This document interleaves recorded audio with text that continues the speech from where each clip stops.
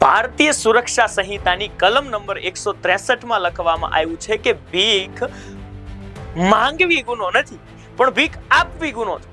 હા, તમે સાચું સાંભળ્યું, ભીખ આપવી ગુનો છે. અને આ ભીખ આપવા બદલ જે છે 6 મહિનાની સજા થાય છે.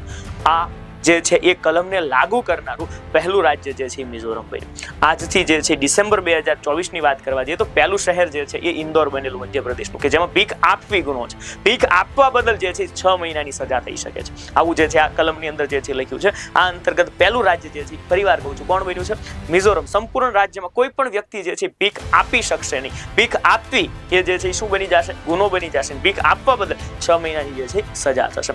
ઉપરાંત નોંધવા જેવી બાબત, આપણી પાસે નવો કાયદો આઈપીસી ની જગ્યાએ જે આવ્યો એ કાયદાનું નામ છે ભારતીય ન્યાય સંહિતા 2023. પછી સીઆરપીસી ની જગ્યાએ જે આવ્યો ભારતીય સુરક્ષા સંહિતા, ભારતીય સુરક્ષા સંહિતા 2023.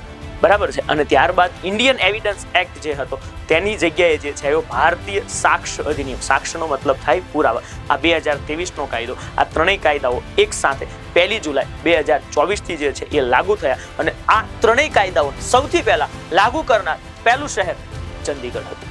કાયદાઓ લાગુ કરનાર પહેલું શહેર ચંદીગઢ. તમને પૂછે કે ભીખ આપવી ગુનો છે, એ લાગુ કરનાર પહેલું શહેર, તો તમારો જવાબ થશે ઇન્દોર. બરાબર. ભીખ આપવી ગુનો છે તેવું જે છે જાહેર કરનાર પહેલું રાજ્ય મિઝોરમ રહેશે.